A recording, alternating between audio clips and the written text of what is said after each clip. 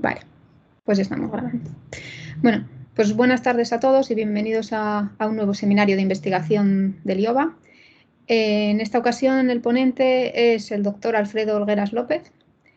Bueno, la mayoría ya le conocéis porque lleva muchos años dentro del IOBA, pero bueno, hago una breve presentación como siempre. Él es diplomado en óptica y optometría por la Universidad de Valladolid. Después de eso ha realizado varias formaciones de posgrado, un máster oficial en optometría clínica avanzada e investigación, también el máster oficial en rehabilitación visual y un posgrado en habilidades profesionales y desarrollo del talento.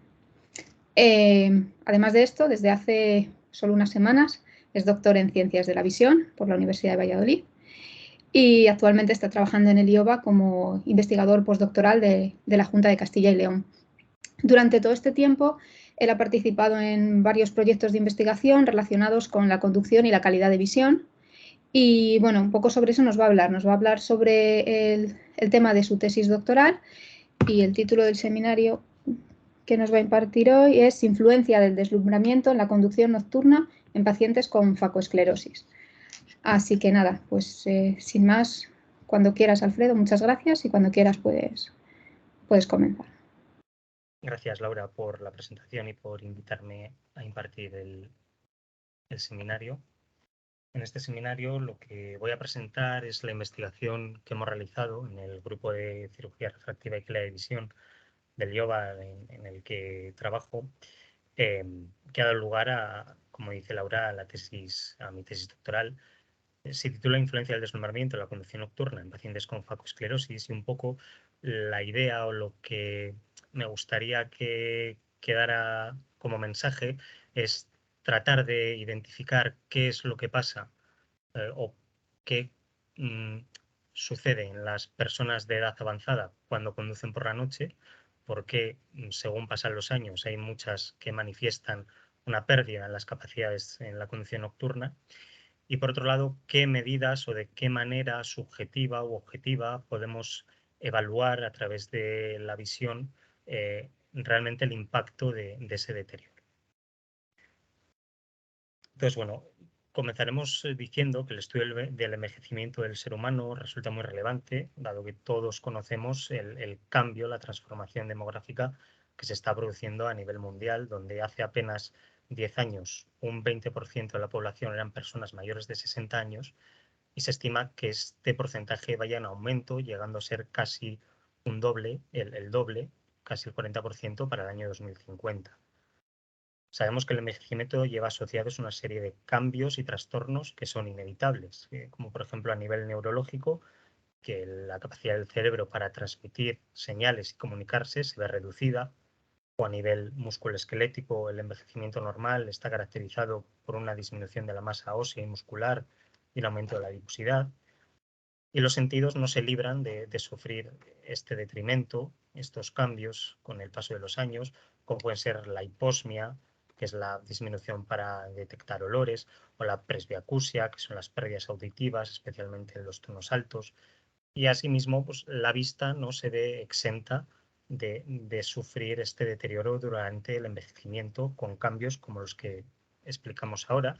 Pueden ser unos cambios fisiológicos, como la reducción gradual de la amplitud de acomodación del cristalino, lo que resulta en una capacidad reducida para enfocar en visión próxima, lo que comúnmente todos conocemos como presbicia. O también, con el aumento de la edad, es bien sabido que la pupila se vuelve más pequeña y aparece la llamada miosis senil.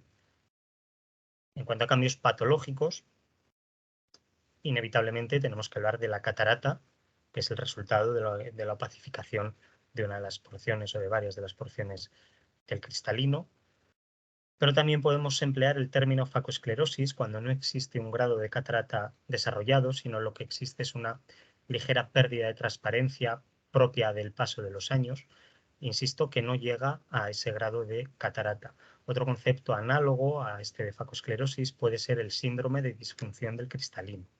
En cuanto a otras patologías, también el síndrome de ojo seco, el glaucoma, la degeneración macular, la retinopatía diabética, todas ellas van a tener un impacto en la función visual. Tanto las fisiológicas como las patológicas van a disminuir los parámetros que definen habitualmente la función visual, como la agudeza visual, sensibilidad al contraste, campo visual, percepción del color o estereopsis. Y además, cuando las condiciones son visualmente exigentes, como puede ser la condición nocturna, estos componentes se pueden ver especialmente agravados. Por tanto, las capacidades sensoriales, cognitivas y psicomotoras sabemos que son claves para la movilidad y, como se ha comentado hasta ahora, con el paso de los años, la mayoría de las personas experimentaremos alguna pérdida en alguna o varias de estas capacidades. Para tratar de superar estas limitaciones y que no supongan un impedimento en la movilidad, hay muchas personas mayores que se imponen de manera consciente o inconsciente una serie de autorregulaciones, de normas, para compensar la dificultad que se encuentran ahora a la hora de conducir. Las autorregulaciones pueden ser a nivel estratégico, es decir, en la etapa de planificación del viaje, pues, por ejemplo, tratando de evitar conducir por la noche o tratando de evitar conducir por caminos desconocidos, o pueden ser a nivel táctico, mientras se realiza el viaje, pues aumentar la distancia entre vehículos o evitar distracciones como hablar por el móvil o ver un mapa. Pero es importante recalcar y que quede bien claro que la movilidad es fundamental para que las personas mayores mantengan una buena calidad de vida. La restricción de la movilidad puede conducir a una disminución de las actividades sociales y, a su vez, a un deterioro del estado cognitivo. Está descrito que la movilidad y la oportunidad de salir del hogar se asocian a la longevidad, al bienestar, a la integración social, a la independencia y además influyen en una sensación de empoderamiento. Por tanto, la hipótesis de esta investigación fue que el desarrollo incipiente de opacidades del cristalino asociadas al envejecimiento, la facoesclerosis, influye negativamente en la función visual mesótica y reduce la capacidad de anticipación visual durante la conducción nocturna. Planteamos el siguiente objetivo, que fue estudiar la capacidad de anticipación visual durante la conducción nocturna de sujetos con opacidades leves y moderadas de medios ópticos, facoesclerosis, y su relación con la evaluación objetiva y subjetiva de la función visual. Para dar respuesta a este objetivo, planteamos las siguientes preguntas. ¿Influye el grado de opacidad del cristalino en la capacidad de anticipación visual durante la conducción nocturna? ¿Qué contribuye más en la capacidad de anticipación visual durante la conducción nocturna? ¿El contraste de las señales que se deben identificar o las intensidades de fuentes deslumbrantes que impacten en el conductor? ¿Existe relación entre la capacidad de anticipación visual, los riesgos percibidos y la calidad visual del conductor, evaluaciones subjetivas bajo distintas condiciones lumínicas durante la conducción nocturna? ¿Es la agudeza visual sin y con deslumbramiento, evaluación objetiva, un buen predictor de la capacidad de anticipación visual durante la conducción nocturna? ¿Es la sensibilidad al contraste, evaluación objetiva de nuevo, un buen predictor de la capacidad de anticipación visual durante la conducción nocturna en pacientes con opacidades del cristalino? Pues bien, para dar respuesta a las preguntas, lo primero que hicimos, lo primero que se debe hacer en toda investigación es definir la metodología. Esta investigación constó de una doble evaluación, primero una prueba de conducción en un circuito y también constó de una evaluación clínica de la función visual que realizamos en este caso en IOVA. Previo a la realización del estudio, todos los sujetos fueron informados de esta metodología, de los riesgos asociados, se les entregó el consentimiento informado y todos ellos lo firmaron, evidentemente. Y reclutamos un total de 52 voluntarios en el estudio. Esta muestra se dividió en dos grupos, un grupo caso formado por 40 pacientes de al menos 50 años. Todos ellos debían tener una facoesclerosis inicial bilateral, agudeza visual binocular con corrección de al menos 20-25 y permiso B de conducción en vigor. Los criterios de exclusión fueron ambliopía, visión binocular anómala, historia previa de cirugía, traumatismo o enfermedad ocular, una puntuación superior a 3 en cualquiera de los componentes de opalescencia nuclear, cortical o subcapsular posterior según la escala internacional Lens Opacities Classification System 3, LOX3, o presentar deterioro cognitivo en grado de demencia con una puntuación superior a 24 en el Test Mini-Mental State Examination. El grupo control fue constituido por 12 individuos sanos con cristalino transparente y el resto de condiciones de criterios de inclusión y de exclusión fueron idénticos a los del grupo control, con la única excepción de la opacidad según la escala LOX3, que en este caso no debía ser distinta a cero en ninguno de los tres componentes evaluados. Esta fue la distribución de la muestra. Los 52 sujetos incluidos en total fueron 38 hombres, 14 mujeres, con una edad media de 54,10 años. Y la división de la muestra fueron, como comentaba, 40 individuos, 31 hombres, 9 mujeres en el grupo caso, con una edad media de 59,6 años, y el grupo control, 12 personas, 7 hombres, 5 mujeres y una edad media de 35,8 años. En cuanto a las variables que caracterizaron la población evaluada en términos visuales, no existieron diferencias en la agudeza visual binocular ni en el equivalente esférico. Sin embargo, sí que se apreciaron diferencias en la evaluación de la sensibilidad al contraste fotópica y a la miosis y midriasis pupilar media. Resulta interesante observar la experiencia previa y los hábitos de conducción de los sujetos evaluados, donde el grupo caso tenía una mayor antigüedad en la fecha de primera expedición del carnet de conducir, como era de esperar, aunque recorrían menos kilómetros por año que el grupo control, y además un menor porcentaje de los casos tenía preferencia en conducir por la noche. Esta fue la distribución de la gradación de la opacidad del cristalino, donde, como comentaban los criterios de inclusión y exclusión, el grupo caso obtuvo una puntuación no superior a 3 para cada uno de los componentes evaluados, y en el grupo control ninguna medida fue diferente a 0. A continuación voy a explicar cuál era la metodología que se empleaba en la prueba de conducción, que bueno, yo creo que dota de un carácter muy especial a esta investigación. La prueba consistió en la conducción durante la noche de un vehículo de ensayo por una pista asfaltada con las características en lo que ancho de vía y márgenes de arcén se refieren propias de una carretera convencional, con 2 carriles para la circulación en ambos sentidos, y cada participante recorrió en el circuito una distancia en línea recta de 500 metros. Durante estos 500 metros, el sujeto debía mantener una velocidad constante de 40 km/h, con el fin de aislar como variable de sesgo la pericia al volante y también proporcionar una conducción que no tuviera estresantes adicionales. A lo largo del recorrido, los sujetos debían de reconocer correctamente la información contenida en 2 señales dispuestas en el margen derecho de la pista.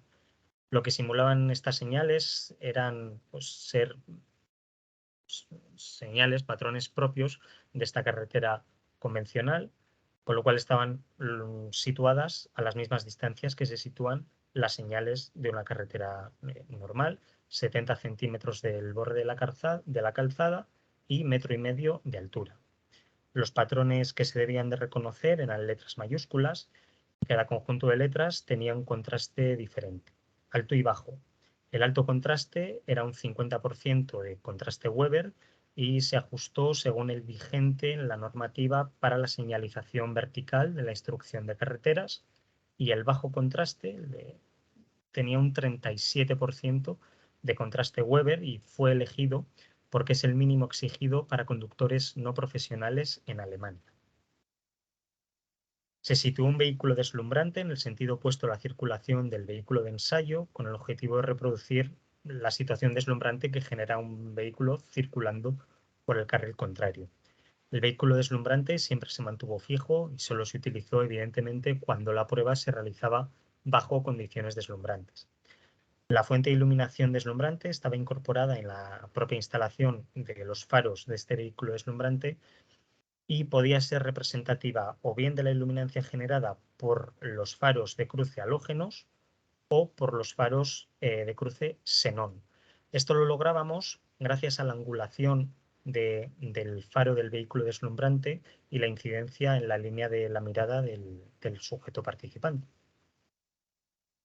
El vehículo de ensayo que debían de conducir los voluntarios del estudio pues tenía una iluminación consistente en faros halógenos con una iluminancia representativa de la mediana de la potencia existente en el parque móvil europeo, y la luz de cruce de este vehículo siempre se mantuvo encendida durante las pruebas, porque tenemos que tener en cuenta que la prueba se realizó de noche, entonces el conductor debía de tener una buena iluminación para visualizar el camino. Mediante la instrumentación colocada en el vehículo de ensayo, fue posible registrar con total precisión los datos relativos a las condiciones lumínicas que existían durante la realización de la prueba y así como los instantes exactos en los cuales se reconocían las señales a través del sistema de grabación de audio del conductor que se sincronizaba con el dispositivo GPS a tiempo real.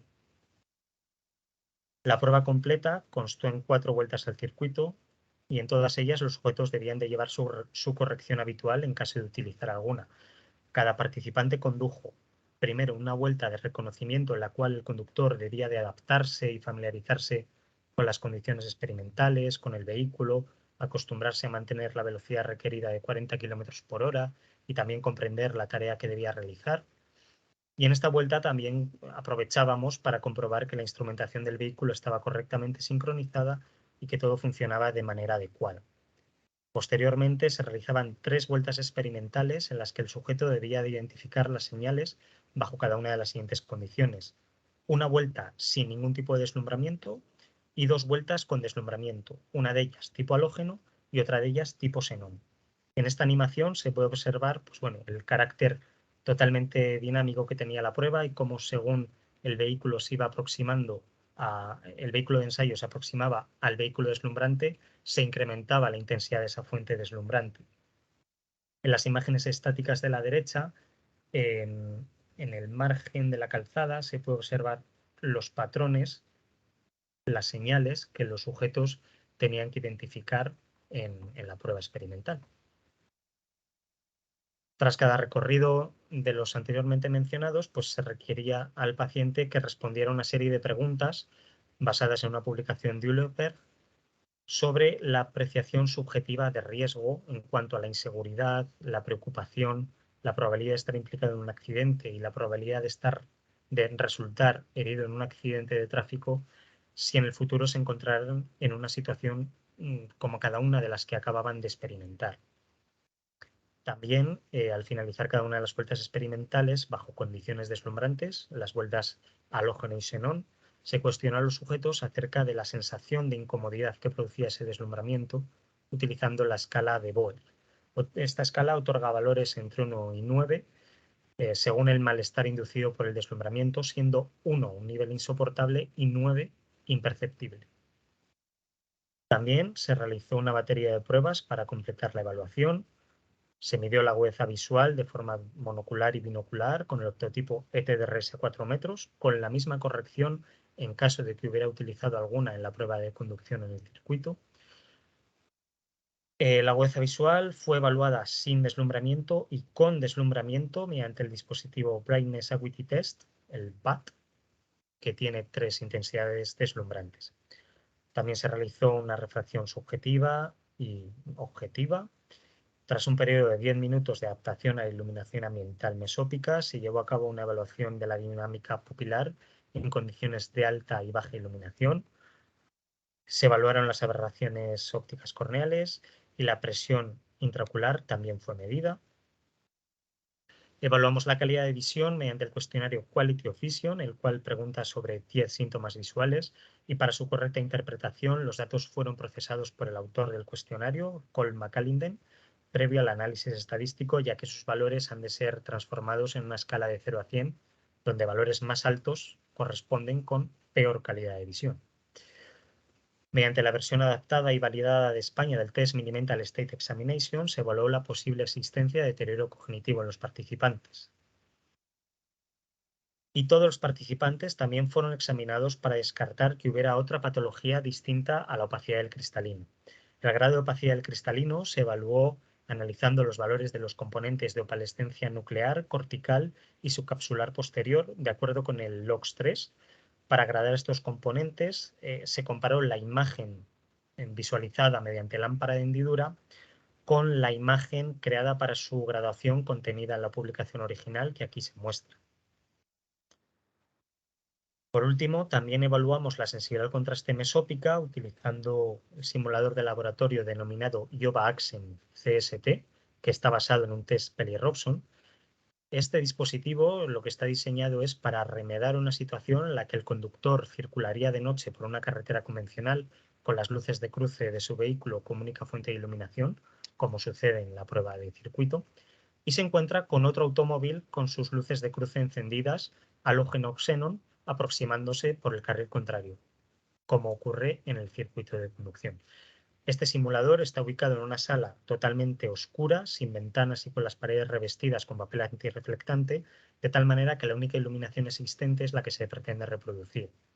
Está formada por un Peli Robson y dos faros, un faro alto y un faro bajo, que a continuación voy a explicar. El test Peli Robson se ubica a 1 metro de distancia de la silla donde se sitúa el sujeto voluntario y el centro del test se coloca a 1,11 metros de tal forma que se corresponde con la altura media de los ojos de una persona al sentarse en el interior de un vehículo. El faro alto, el foco alto, tiene 2 metros de alto, está situado detrás del sujeto participante y este faro lo que hace es imitar la iluminación que proyectaría sobre el asfalto, mejor dicho, que proyectaría sobre el conductor el reflejo de la luz de cruce del vehículo que conduce el voluntario. Y el segundo foco, el foco que llamamos foco bajo, se sitúa junto al test Peli Robson, como se puede ver en esa imagen, y lo que trata de reproducir es dinámicamente durante 5 segundos la creciente intensidad deslumbrante producida por un automóvil que se aproxima al sujeto evaluado. Este faro es el que puede simular una intensidad xenón o una intensidad halógena. La evaluación experimental en el simulador Yovax en CST se realiza de la siguiente manera. Se enciende el foco alto, el foco que imita la luz de cruce del vehículo, y el sujeto debe de adaptarse durante 10 minutos a esta iluminación ambiental. Pasado este periodo de adaptación, se evalúa la sensibilidad al contraste mesópica sin ninguna otra fuente lumínica más que la del foco alto. Para ello se determina el último triplete del test Peli Robson, el triplete de menor contraste, que cada participante era capaz de reconocer al menos 2 de sus 3 letras. A este triplete lo llamamos triplete basal. Posteriormente se evalúa la sensibilidad al contraste mesópica con deslumbramiento, en la cual el sujeto debe prestar atención a ese triplete basal y retroceder hasta el triplete de anterior contraste que sea capaz de identificar haciendo frente a ese deslumbramiento en caso de que hubiera dejado de percibir el triplete basal durante los 5 segundos de duración del deslumbramiento dinámico. Al finalizar esta evaluación se mide el tiempo de recobro frente al deslumbramiento. Este concepto, pues lo que consiste es que medimos el tiempo necesario para que el sujeto vuelva a identificar su triplete basal en caso de que hubiera dejado de percibirlo tras el deslumbramiento.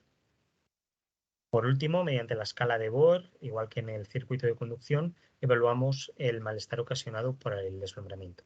Concluido este proceso, se repite la evaluación con la restante fuente deslumbrante. El orden de las fuentes deslumbrantes, halógeno y xenón, fue totalmente aleatorio y existe un tiempo de espera de 1 minuto entre una fuente y otra. Esta evaluación permite el cálculo posterior del deslumbramiento incapacitante, que veremos posteriormente, que se entiende como la sensibilidad al contraste mesópica sin deslumbramiento menos la sensibilidad al contraste mesópica con deslumbramiento. Por tanto, una vez conocemos la metodología empleada, podemos empezar a dar respuesta a nuestras preguntas. ¿Influye el grado de opacidad del cristalino en la capacidad de anticipación visual durante la conducción nocturna? Y aquí necesito vuestra colaboración. Os pido, si tenéis un teléfono móvil a mano con un lector de códigos QR, que escaneéis el código QR y podáis responder vosotros mismos lo que pensáis a esta pregunta. ¿Creéis que influye el grado de opacidad? ¿Sí? ¿No? Me gustaría que respondierais la mayor cantidad de personas posibles y así luego, mediante los resultados que hemos obtenido, las conclusiones que saquemos, ver si estamos acertados o no estamos acertados en esta primera valoración que podamos tener.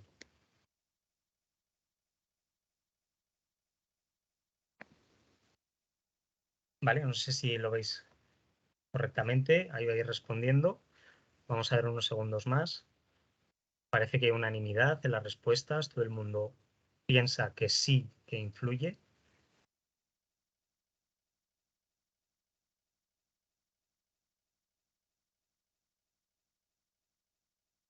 Vale, pues vamos a ver si estas 8 personas están acertadas en su respuesta o no, según los resultados que hemos obtenido.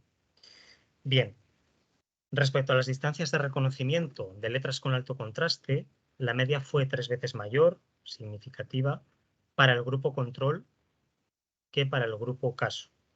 Mientras que con letras de bajo contraste, los sujetos con facoesclerosis redujeron también de forma significativa, en más de un 40%, su capacidad de anticipación. Si ahora analizamos los resultados en cuanto al tipo de condición lumínica, cuando la prueba se realizó sin deslumbramiento, la distancia de reconocimiento por parte del grupo control resultó ser más del doble que en el grupo caso. En el caso del deslumbramiento halógeno, la distancia de reconocimiento se redujo también de forma significativa, casi un 60% de media en el grupo caso, y finalmente, bajo deslumbramiento xenón, el grupo caso también mostró una capacidad de anticipación de forma significativa, también digo superior al doble respecto del grupo caso. Respecto a las diferencias entre grupos atendiendo a la combinación de tipo de contraste y fuente deslumbrante, en todas las situaciones el grupo control obtuvo mayores distancias de reconocimiento de forma significativa respecto al grupo control. Si desgranamos las distancias de reconocimiento de las letras según el componente de opacidad del cristalino, para la opacidad nuclear se aprecia claramente cómo la distancia de reconocimiento media en el grupo control, tanto para un alto como para un bajo contraste, fue mayor que en el grupo caso, independientemente de la condición deslumbrante, sin deslumbramiento, con deslumbramiento halógeno o con deslumbramiento xenón. Además, en todos los casos, excepto en dos puntuales, un mayor contraste está asociado a una mayor distancia de reconocimiento. En este caso no podemos apreciar de manera clara cómo con un mayor valor de opacidad disminuye la distancia de reconocimiento. Ya digo que en este caso, analizando la opacidad nuclear, no podemos visualizar ese patrón. Si vamos ahora al grado de opacidad cortical, nuevamente hay una mayor distancia de reconocimiento media en el grupo control, tanto para un alto como para un bajo contraste en las tres condiciones lumínicas evaluadas, y en términos generales, en este caso sí que a medida que aumenta la puntuación en escala LOX, se puede apreciar una disminución en la distancia de reconocimiento. Para el componente subcapsular posterior se repite el patrón observado en las anteriores sobre la mayor distancia de reconocimiento media en el grupo control respecto al grupo caso, y de modo general la distancia de reconocimiento disminuyó según se incrementó el componente de opacidad subcapsular posterior, con la única excepción del valor 0,5. Del mismo modo que las anteriores evaluaciones, siempre un mayor nivel de contraste se asoció a una mayor distancia de anticipación. Si ahora analizamos la suma de los tres componentes de opacidad evaluados, a medida que aumenta la puntuación de la suma en la escala, a medida que se avanza en el eje de abscisas, no parece disminuir la capacidad de anticipación de manera brusca, aunque sí que se aprecia como a partir de una puntuación acumulada de 5, la capacidad de anticipación de los individuos ya sí que comenzó a descender de una manera más visualmente notable. No se encontraron diferencias estadísticamente significativas entre las distancias de reconocimiento en función del grado de opacidad de los tres componentes evaluados, ni en función del grado de la suma de los componentes. Entonces, tras analizar estos resultados y respondiendo un poco a la respuesta a la pregunta que planteábamos, podemos decir que se obtuvieron diferencias estadísticamente significativas en la capacidad de anticipación para todas las comparaciones entre grupos. Es decir, sí que existieron diferencias estadísticamente significativas entre grupos, atendiendo al nivel de contraste, al grado de deslumbramiento y a las distintas combinaciones contraste y deslumbramiento. En cuanto al análisis para cada componente de opacidad nuclear, cortical y subcapsular posterior, a modo de resumen, podemos destacar que las menores distancias de reconocimiento se dieron con la opacidad subcapsular posterior, y en este sentido varios estudios han hallado un deterioro de la función visual en pacientes con componente subcapsular posterior en su opacidad, especialmente en la evaluación de la sensibilidad al contraste. Además, la opacidad subcapsular posterior se ha asociado a una mayor dispersión intraocular, haciendo que incluso cuando la agudeza visual cumple con criterios necesarios para conducir, estos valores de dispersión estén por debajo de los recomendados para la conducción. Y en este caso, cuando simplemente se evalúa la agudeza visual, este hecho pasa desapercibido. La dispersión de la luz en los medios ópticos es la principal causa de esta percepción de deslumbramiento y resulta en una luminancia de velo en la retina que causa la reducción del contraste de la imagen. Por tanto, la respuesta a esta primera pregunta es que sí que influye el grado de opacidad del cristalino. Las personas con facoesclerosis ven reducida su capacidad de anticipación visual durante la conducción nocturna en comparación con sujetos sin opacidades de medios, independientemente de la magnitud de deslumbramiento que sufren. Pasamos a la segunda pregunta. Os voy a pedir el mismo ejercicio. En este caso, la pregunta es, ¿qué contribuye más? ¿Qué pensáis que contribuye más en la capacidad de anticipación visual durante la conducción nocturna? ¿Qué es lo que realmente impactaba más en los sujetos cuando en el circuito tenían que reconocer las señales? ¿El contraste que tenían las señales o el deslumbramiento que provocaba el faro, el coche situado en el carril contrario? Os pido, por favor, si podéis escanear el código QR igual que antes y podéis responder a la pregunta.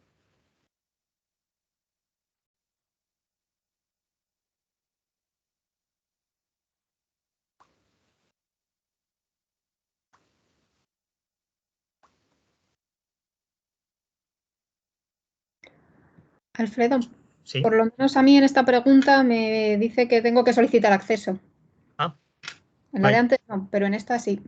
Bueno, pues estará mal A mí me configurado. pasa lo mismo y yo creo que es que soy un inútil con esto, pero la otra vez lo he podido contestar, El a inútil pesar es de el código a QR. pesar de mi esclerosis cerebral, o sea que debe de ser que hay algo mal.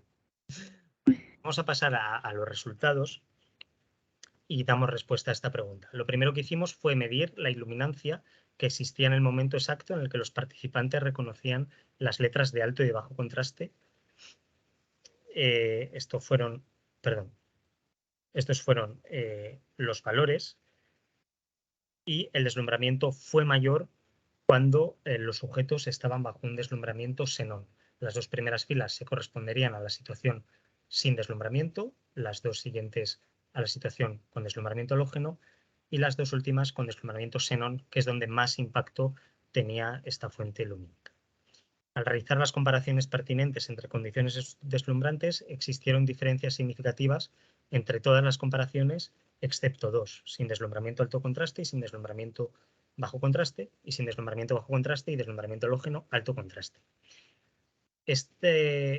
Estos resultados, estas situaciones donde no hay diferencias estadísticamente significativas en la iluminancia, demuestran que el método fue adecuado, ya que las situaciones donde menor intensidad deslumbrante debía haber, siendo tomada la más favorable como punto de control, no resultaron en diferencias significativas en estos valores de iluminancia.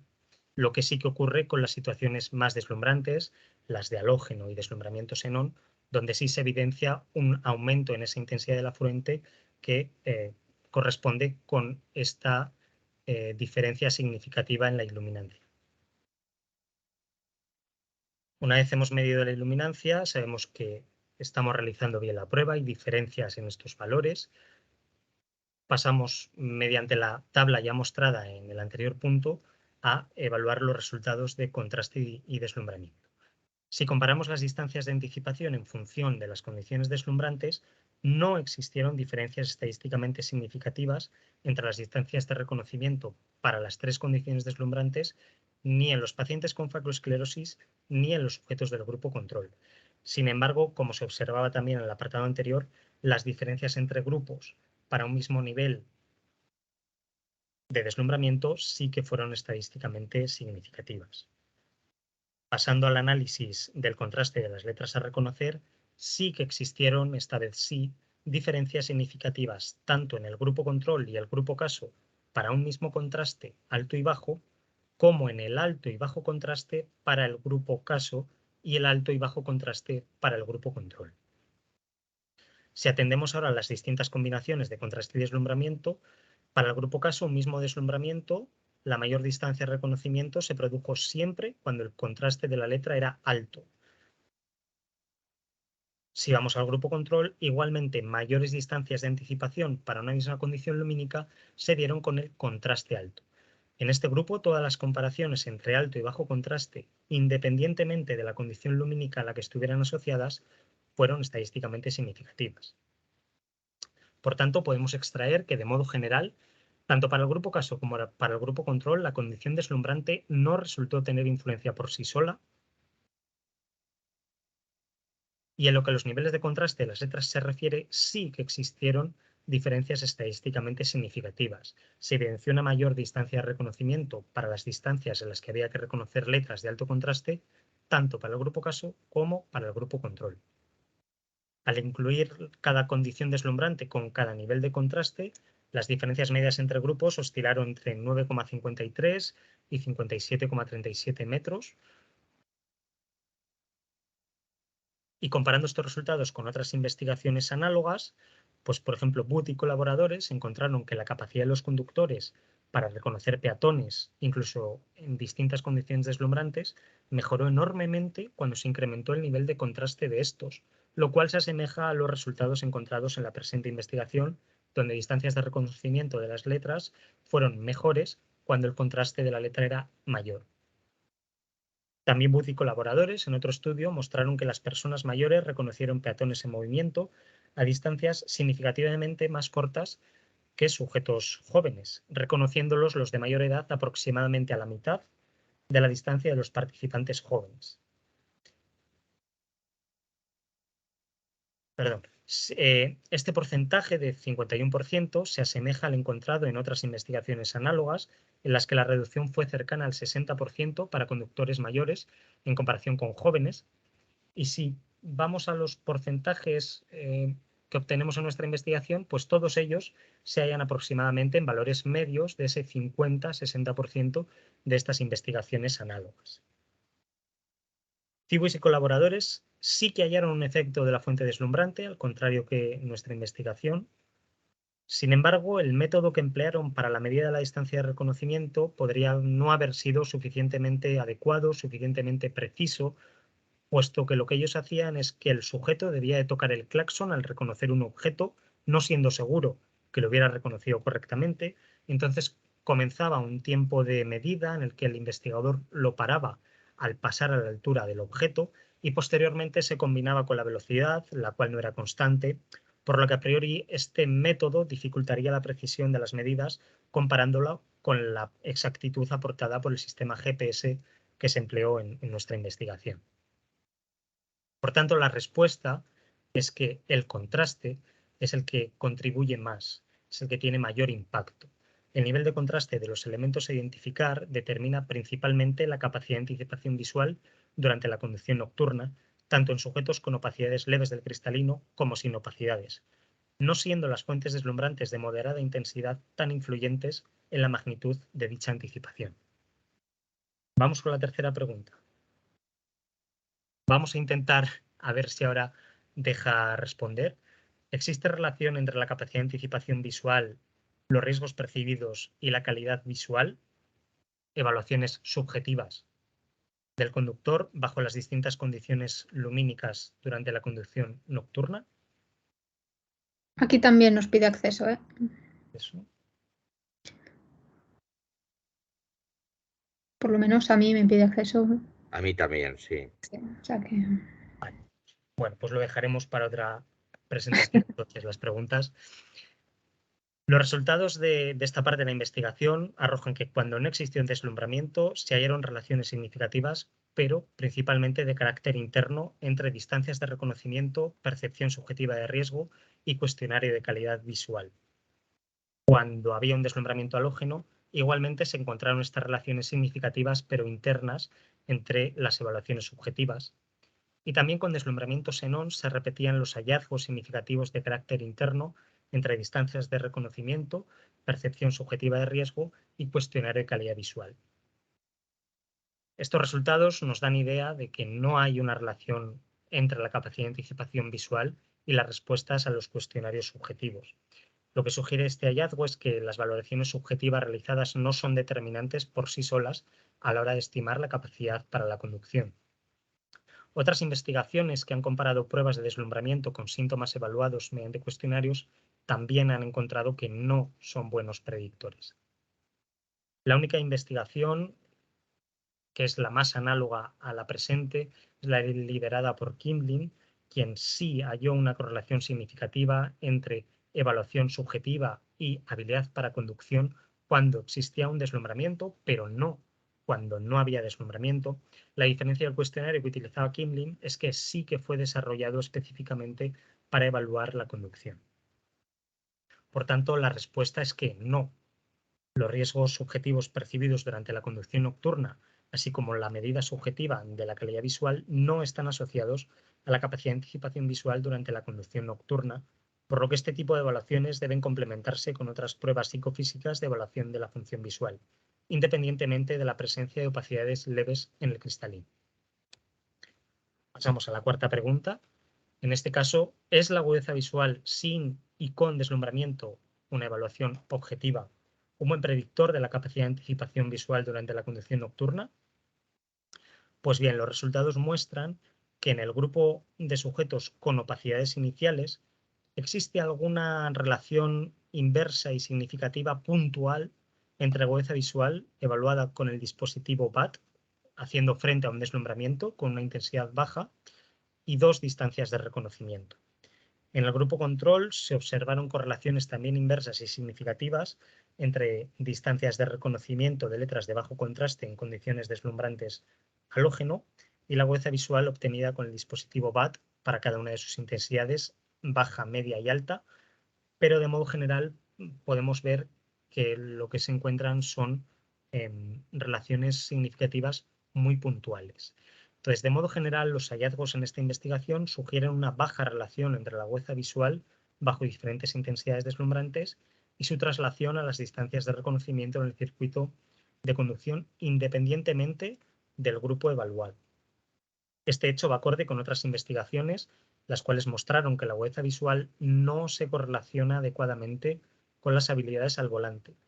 Además, dan idea de que la evaluación de la función visual no es una tarea sencilla y no podemos basarnos únicamente en una medida de agudeza visual para conocer de un modo completo la función visual de una persona. Asimismo, mientras que las cataratas avanzadas sí que producen una disminución de la agudeza visual, la facoesclerosis inicial no afecta a la agudeza visual fotópica y por ello también la agudeza visual no es un buen evaluador de la función visual para estos pacientes en el mundo real, en las actividades de la vida diaria. Por tanto, la respuesta es que no. La medida de la agudeza visual con o sin deslumbramiento no está asociada a la capacidad de anticipación visual durante la conducción nocturna y debe complementarse con otras pruebas de evaluación de la función visual que incluyan fuentes deslumbrantes, independientemente de opacidades leves en el cristalino. Y vamos con la última pregunta. ¿Es la sensibilidad al contraste un buen predictor de la capacidad de anticipación visual durante la conducción nocturna en pacientes con opacidad del cristalino? Pues bien, si atendemos a los resultados, la sensibilidad al contraste difirió significativamente entre grupos en todas las condiciones evaluadas. Fotópica, mesópica sin deslumbramiento, mesópica con deslumbramiento halógeno y mesópica con deslumbramiento xenón. Y también resultó significativamente diferente entre las condiciones ambientales para cada grupo, excepto entre la sensibilidad al contraste mesópica con deslumbramiento halógeno y con deslumbramiento xenón para el grupo control. Si recuerdan en la metodología, se definió el deslumbramiento incapacitante como la sensibilidad al contraste mesópica sin deslumbramiento menos la sensibilidad al contraste mesópica con deslumbramiento. Las diferencias entre los grupos resultaron estadísticamente significativas, con unos valores de 0,31 y 0,33 para el grupo caso y de 0,21 y 0,23 en el grupo control para un deslumbramiento halógeno y xenón respectivamente.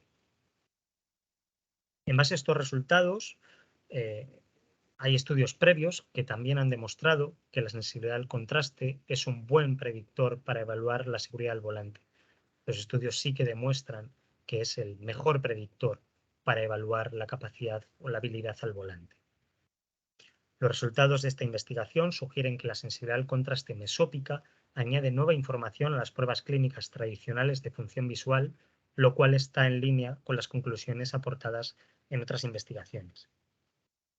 Si recordamos los resultados de deslumbramiento incapacitante, que fueron 0,31 y 0,33 en el grupo caso, estos valores son superiores a los propuestos por Owsley y colaboradores en ojos con catarata son superiores a este umbral que proponen de 0,25 y en el grupo control nuestros valores estuvieron al otro lado de este umbral, estuvieron por debajo de este umbral, fueron 0,21 y 0,23 como comentamos anteriormente. Por tanto, la respuesta es que sí. En personas con opacidades leves del cristalino se debe recomendar la medida de la sensibilidad al contraste mesópica con y sin deslumbramiento, ya que son pruebas clínicas complementarias que aportan información relevante adicional a los exámenes clínicos estándar, debido a que los sujetos con opacidades leves del cristalino muestran dichos valores alterados a pesar de presentar valores normales en los exámenes fotópicos convencionales. Por tanto, después de responder a todas las preguntas, podemos concluir que la capacidad de anticipación visual en la conducción nocturna se ve considerablemente reducida en sujetos con facosclerosis, especialmente cuando existen objetos de visión con bajo contraste. Además, dicha reducción puede detectarse al elevar la función visual en el ámbito clínico en condiciones lumínicas similares a las que nos encontramos durante la conducción nocturna con la introducción de una fuente deslumbrante en la prueba. Y esto era lo que os quería contar. Estoy abierto a todas las dudas, preguntas o comentarios que queráis realizar. Muchas gracias por vuestra atención y disculpad los errores en los códigos QR. Gracias. Muchas gracias, Alfredo. Muchas gracias por el seminario, que ha sido muy interesante. Abrimos ahora, como siempre, el turno de preguntas. Así que si alguien quiere decir algo, pues puede entrar directamente o levantar la mano y os doy paso. Profesor Pastor. Bueno, sí, si no, ya soy un clásico con esto. Bueno, excelente trabajo, de verdad, de corazón, y bueno, tenía una vaga noción del mismo y la verdad es que me ha dejado completamente impresionado. Entiendo que la pista de pruebas la tenéis en Boecillo. ¿Por dónde anda la pista de La pruebas? pista está en Mojados. Ah, en Mojados. Sí, en Coño. Mojados es donde pertenece a la Fundación CIDAUT y es una pista que está Ah, homologada vale, para vale. realizar ensayos de seguridad vial. La tienen ahí, está ahí en Y Mojados. una pregunta tonta, como era de noche, ¿qué hacíais? ¿Los llevabais para allá? Sí, Había quedábamos gente con ellos en horas de nocturnidad y y alevosía. algo. Sí, la verdad es que esto era un poco complicado a la hora de reclutar a los sujetos. ¿Por qué?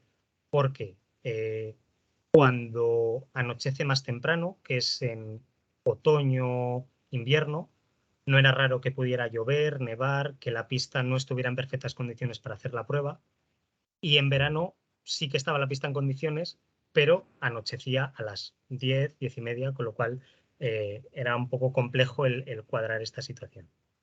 Bueno, una cosa, como me consta que Miguel Maldonado tiene muy buenas relaciones, creo que esto es una información importante que pudiera llegar a tráfico. Vamos, yo creo que habría que informar a la Dirección General de Tráfico de este tipo de cuestiones. Otra cosa es que estén por la labor o no de escuchar, pero entiendo que sí que se os ha ocurrido hacer eso, ¿no?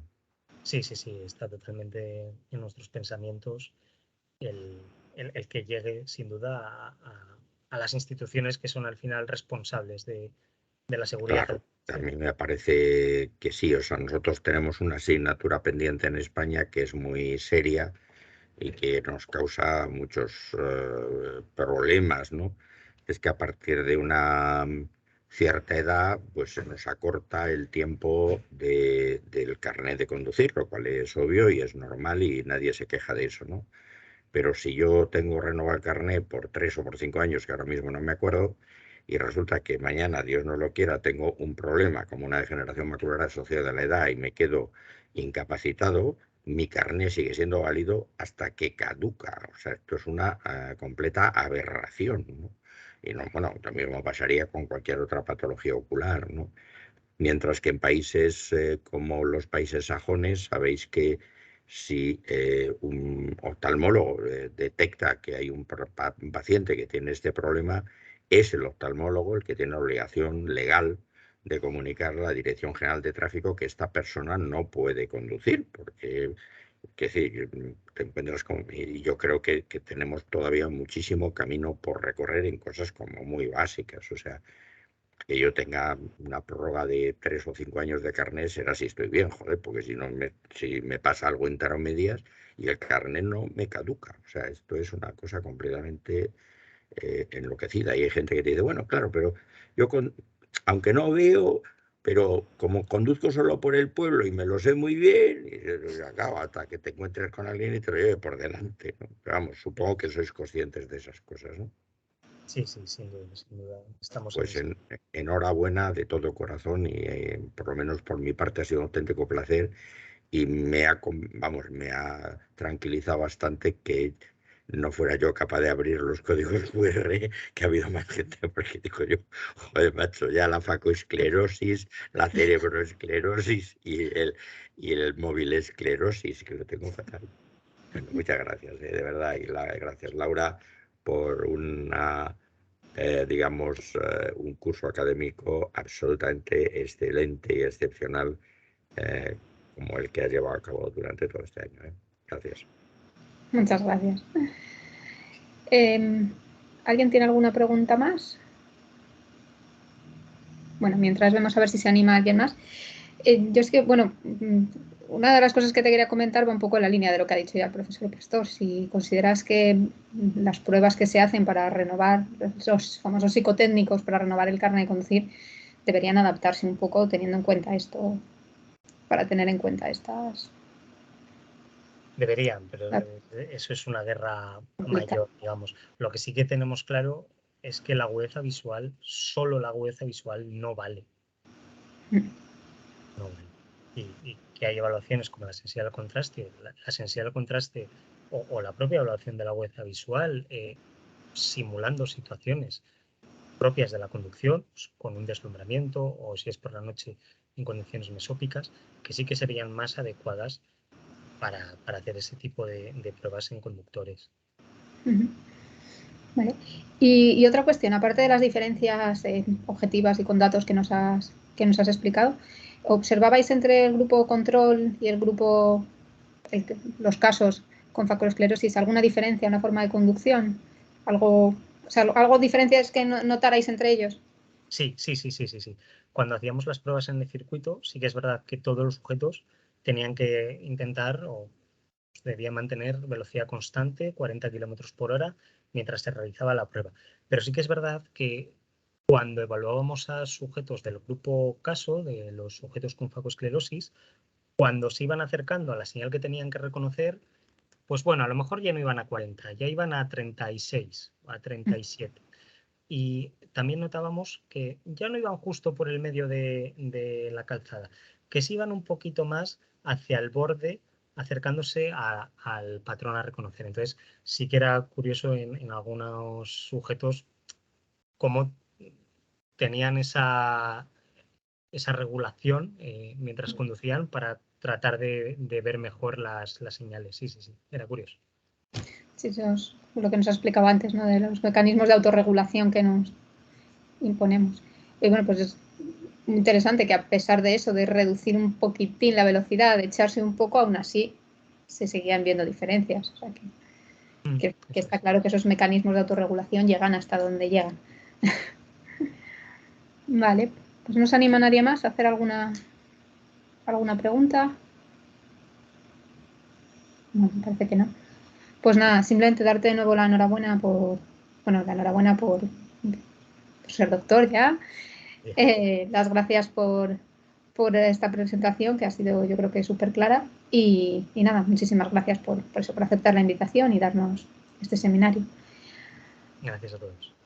Y nada, pues ya para el resto, simplemente comunicaros que el día 15, o sea, dentro de 2 semanas, el miércoles 15 de junio, tendremos ya el último seminario de este ciclo, que será el seminario del doctor Philip Steven, que hubo que aplazar.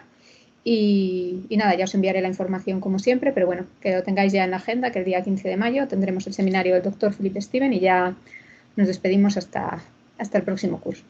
Así que nada, muchas gracias a todos y que paséis feliz tarde. Hasta luego. Luego.